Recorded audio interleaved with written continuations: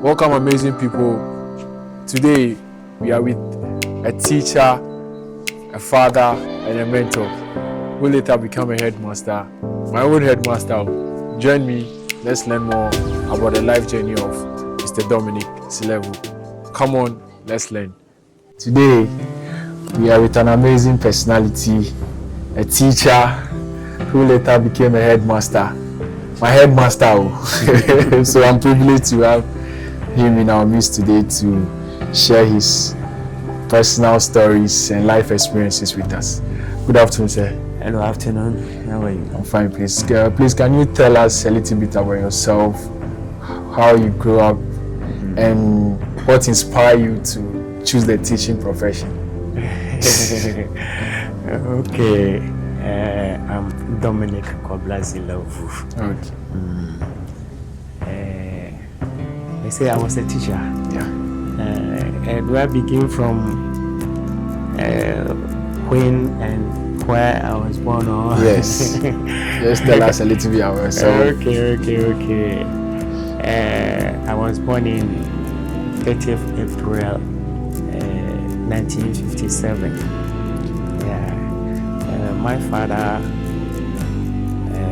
was a teacher. He's still alive.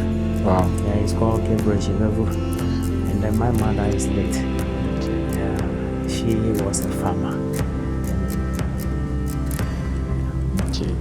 So my next question is, what inspired you to join the teaching profession? Okay, as I said earlier on, my father was a teacher, but it wasn't my father who inspired me. Okay. When I was in middle school, I met a teacher, a popular man called Modest Sayambla. Okay. Yes, please. Yeah, he was ambassador. The ambassador. Yeah. But when we were in Form 3, the way he taught us, he was the first person. So when we were in primary school, right from primary school, we observed teachers. Sometimes they would take the book like this and they'd be reading to us, teaching from the book. Okay. But he was the first person who taught us. You come to the board. Those days, geography, history, geography like this. You will not hold any Paper. Book. You just with the board and you sketch the map, African map, Wow. Or World map. Ghana map, and then put the features in like that. Oh, in fact, we're wondering. So actually, that's where the inspiration came. yeah. So I say, in fact, I'll also be a teacher. Okay. Yeah. So my next question is, what's your family view on education and the career you choose? Were they happy when you decide to step into the teaching profession? As you said, your father was. Well, those days, they regard teachers in a way, so Yeah, they it like was it. okay. It was a heavy profession those days. Already when I was in primary school, well, I was a bit, I may say, clever. Okay. So at times, in a village school like that, they will ask me to be reading from the board to your colleagues. Yeah, to my colleagues. So some relatives, whenever they pass by, that time the classroom was not closed. Okay. So they'll be calling me a small teacher, because your father was. Because my father is a teacher, so they both got the small teacher. Teacher. Okay. So that enters you. Yeah. Okay, that's amazing. Rural schools like how will I say it? The undeveloped areas, they faces a lot of challenges. Like in your context, which were some of the challenges you faced during your early days as a teacher? Okay, I didn't start teaching here. Okay, before I became a professional teacher, I taught 1 year as a people teacher.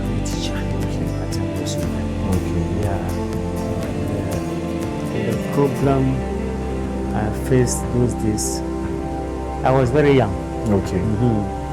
I was very young, so I didn't have some facilities or some things That will help you as a Yeah, teacher do your work Yeah. properly. Yeah, I didn't have those things. Okay.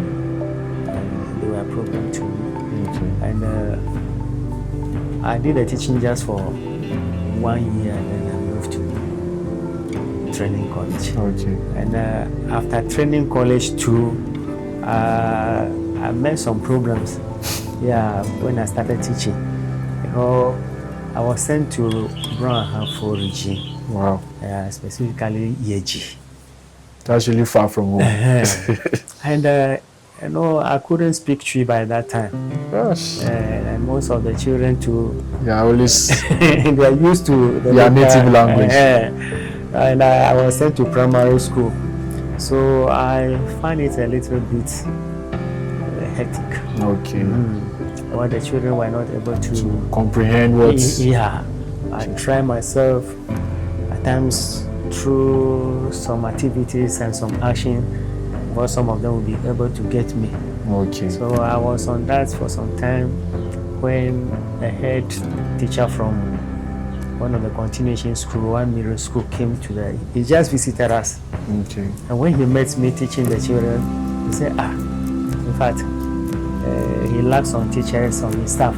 So he arranged for me Okay. to move to the continuation school. It's just like a middle school by that time. Okay. So he was able to see the circuit supervisors, and they sent me to middle school. So that was how that problem was solved. And I was happy with the children. Okay. Okay. So my next question is, what led you to transition from being a classroom teacher to a headmaster? How was it like when you first received the letter to be a head? That's a great responsibility. Yeah. You see, I was at Fiagbedu by then. Okay. So I was sent to a certain village. I think you know that village, Dema Primary School. Okay. Yeah.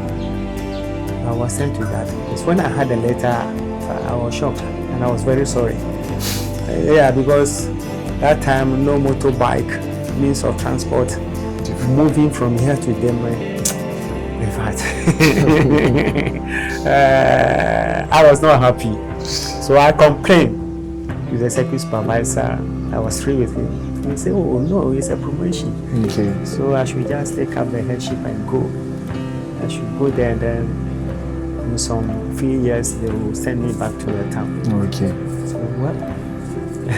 That's amazing. I took it as good faith, and then I also move on to take up that responsibility as a head teacher of that primary school. Wow. So how was it like during your first few months as a head teacher? What are the first, you already talk about means of transportation from home to school, and aside that, what were some of the challenges? Well, I had a bicycle by then. Okay. Yeah, a bicycle that you call it rally. Those bicycles, we don't have it now. Some of us. That was my means of transportation. Okay. And it was a rough road and still a rough road. And there are some construction companies working along that time, in the quarry that time. Okay. At times the lorries will pass, those heavy trucks will pass by with the dust. So before you get to the school, already dirty. You really have to use some dusters to clean yourself, and then close it back to the same thing. Okay. Yeah, like that. So aside that, the classroom, let's say they're teaching like maybe books, do people have access to, or you lack some of those things? Well, those days we have some books. Okay. Yeah, we have some books. Okay. So as a head, those days the government supply books with this. Okay. So I can't say we lack books. Okay. But let's say their school is a little bit undeprived, like he's not having access to most of the things as the schools in town might have. So how did the community respond to your leadership as a head teacher? Actually, the community, they accepted me with that. They were free with me too. I may say, especially the PTA chairman and then the SMC chairman.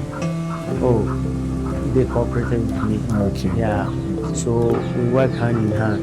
Okay. So they accepted your leadership. Oh yeah.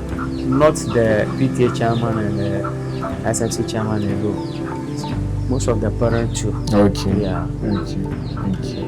Most of the parents too. Okay. So during your time, how did you I know mostly teachers face financial challenges both in a school. So how was it like to you, as that's your first post as a new headmaster?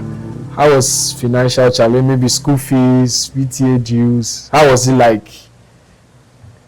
Okay, financial side from the children. Yes, as a school and in a whole, maybe you might need some facilities, libraries or certain things. Oh, as for library, there is nothing like that.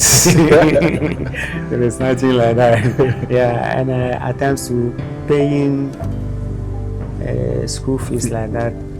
Those days, not school fees, but during exam time, they have to pay exam fees. Okay. Yeah, and some PTA dues. So at times, you find it difficult to collect the money from them. Parents will come with excuses. It will take you some time before you can get what you decide, what you wanted. So did that affect your, let's say, I know every year you, as head teachers, you have plans for the whole academic year. So did that push or move forward the academic year a bit, or how did you mostly face those challenges and overcome them? Or did you help some of the students pay? Yeah, some paid, and then at times you have to move from house to house just to see some of the parents and explain to them. Then later on, they'll bring the money, and then they even introduce some capitation grant too. Okay. So it also helps us a bit. Wow. Thank you, amazing people, for watching the part 1 story of the old teacher who later became a headmaster. I hope you learned something from him. And if you learned it, drop something in the comment section. Please make sure to share, comment, and subscribe. Love you.